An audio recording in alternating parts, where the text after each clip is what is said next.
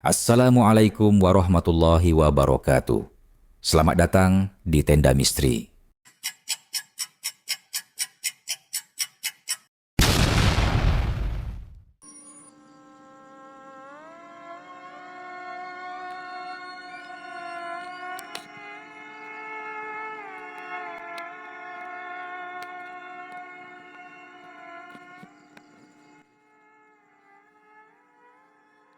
Di sebuah desa kecil di lereng gunung, hidup seorang pria parubaya bernama Pak Yoyo.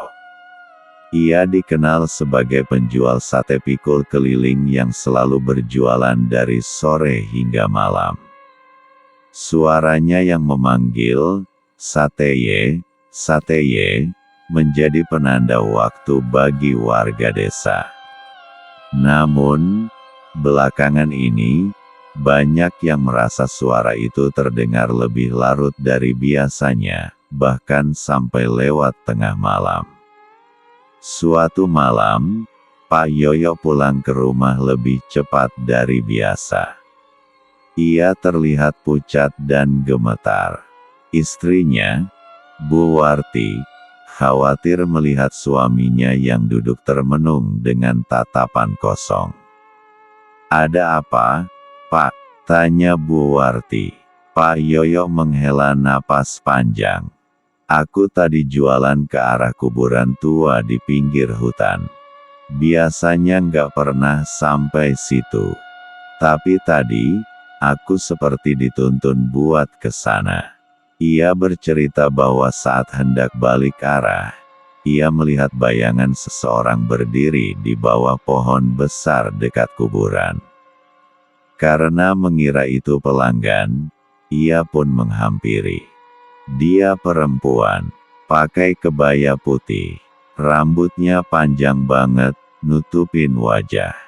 Dia pesan 5 tusuk sate, tapi, waktu aku bakar, bau satenya jadi busuk kayak bangkai.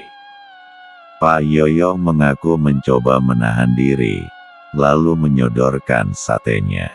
Namun ketika perempuan itu menerima sate dengan tangan yang dingin seperti es, angin dingin menyapu area sekitarnya.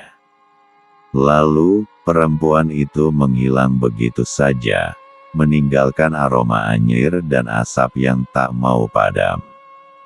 Sejak malam itu, Pak Yoyo berubah. Ia sering melamun, tubuhnya semakin kurus, dan setiap malam masih terdengar suara pikulan sate berderak, meski ia sendiri mengaku tidak berjualan. Warga desa mulai resah. Beberapa anak muda mencoba menyelidiki. Suatu malam, mereka mengikuti suara sate ye, hingga ke arah kuburan tua.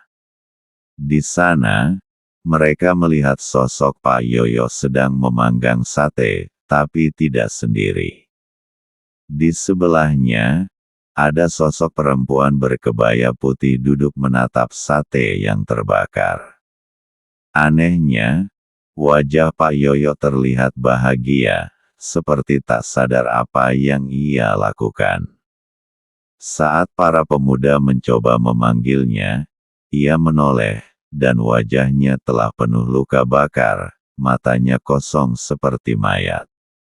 Esok harinya, warga menemukan pikulan sate terbakar di dekat pohon besar. Namun, tubuh Pak Yoyo tidak pernah ditemukan. Sejak saat itu, tak ada lagi suara sate ye di malam hari. Tapi kadang, saat malam sunyi, warga masih mencium bau sate yang hangus, dan suara langkah pikulan kayu yang berat, datang dari arah kuburan tua. Beberapa minggu setelah hilangnya Pak Yoyo, desa kembali tenteram, atau setidaknya tampak demikian. Namun, ketenangan itu semu.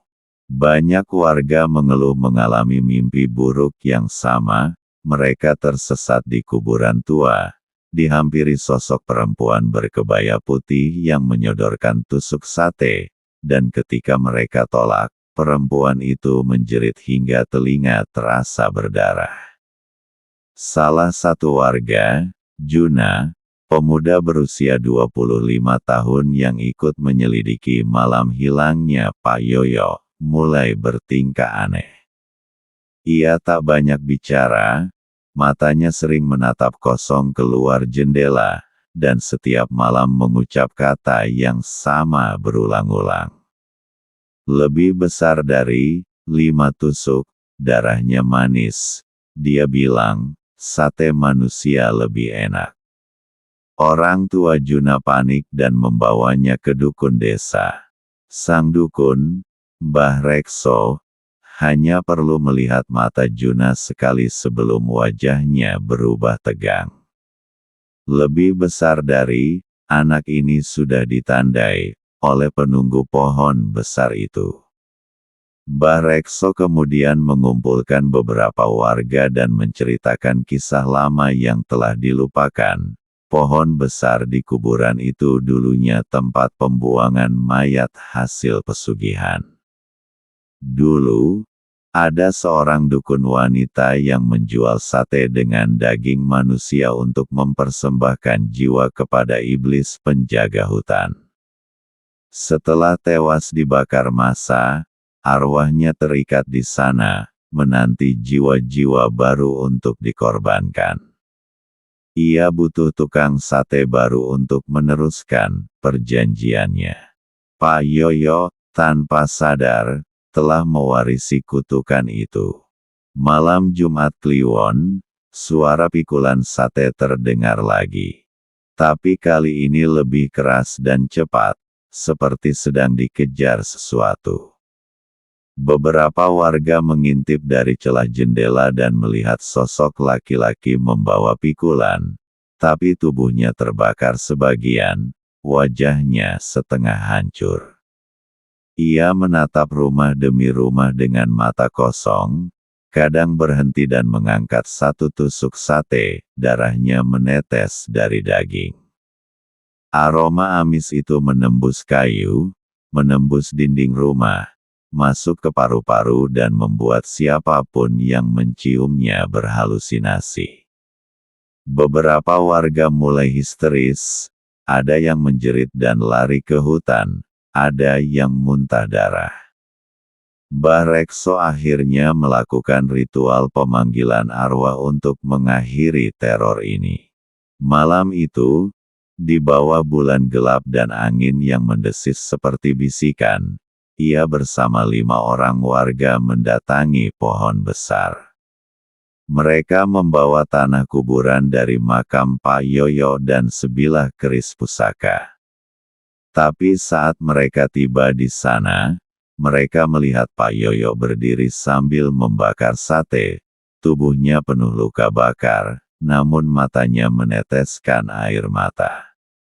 Lebih besar dari, tolong aku, dia paksa aku nggak bisa keluar, dia mau tubuh baru. Dari balik asap, sosok perempuan berkebaya putih muncul, namun kali ini tanpa wajah.